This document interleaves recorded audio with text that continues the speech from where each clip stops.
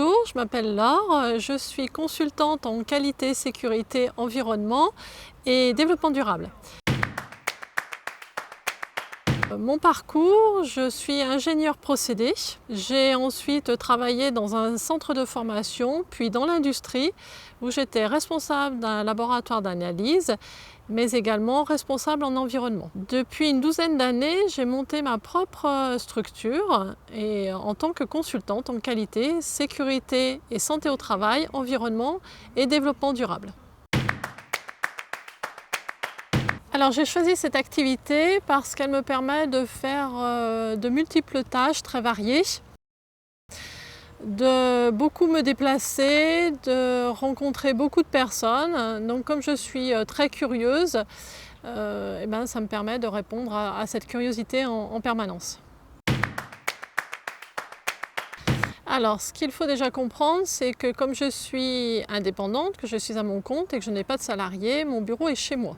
Pour être rigoureux dans mes horaires, donc j'attaque à 8 heures et puis je vais commencer à regarder mes mails où je vais avoir des contacts clients qui vont me demander si je peux les aider sur une des thématiques, donc en qualité, en santé, sécurité au travail, en environnement ou en développement durable.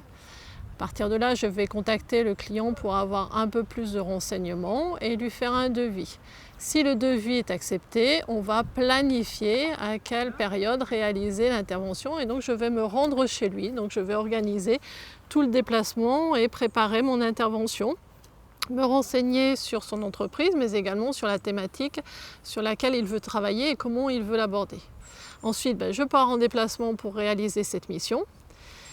De retour de déplacement, de nouveau chez moi, je vais conclure la mission par des rapports et puis toute la partie administrative de facturation et de gestion d'une entreprise.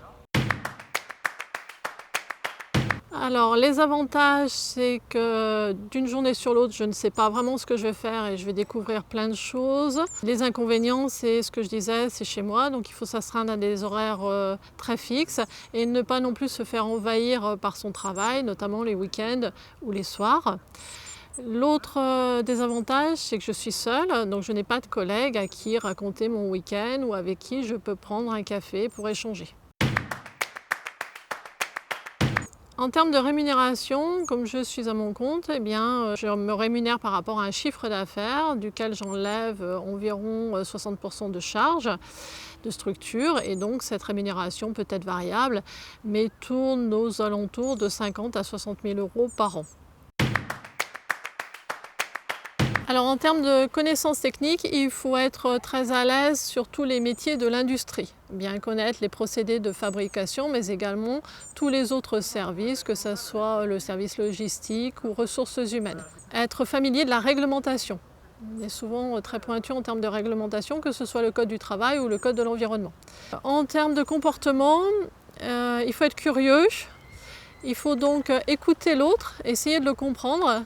Avoir de l'empathie également et souvent être diplomate parce qu'on arrive parfois dans des situations un peu compliquées qu'il faut apprendre à gérer. Alors mon métier reste un métier d'avenir parce qu'il touche différentes thématiques qui évoluent énormément, notamment en termes de réglementation. On parle de plus en plus de télétravail, on parle par exemple d'économie d'énergie. Donc ça, ce sont des domaines sur lesquels il faut en permanence s'informer et évoluer. Par contre, une des contraintes qui peut arriver, c'est le travail à distance, puisqu'il vient aussi dans nos métiers. On a beaucoup fait pendant le confinement de séances en visio.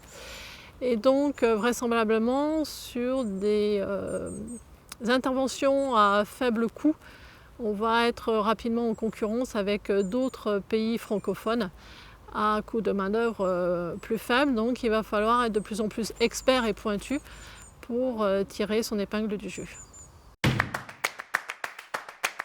Si un jeune est intéressé par ce métier, je lui conseille déjà une formation technique, type IUT ou école d'ingénieur, pour qu'il soit très à l'aise sur ce domaine-là, complétée par une spécialisation en qualité, sécurité, environnement. Je lui conseille de se spécialiser dans les 3 domaines et surtout de ne pas se focaliser sur un des domaines et d'engranger le maximum d'expérience. Et petit à petit, il élargira, s'il veut travailler plutôt en qualité ou en environnement, il pourra faire le choix plus tard, mais au départ, de ne surtout pas se restreindre. Il faut également qu'il aime la réglementation, donc pourquoi pas faire une année en droit pourrait lui apporter des éléments complémentaires intéressants.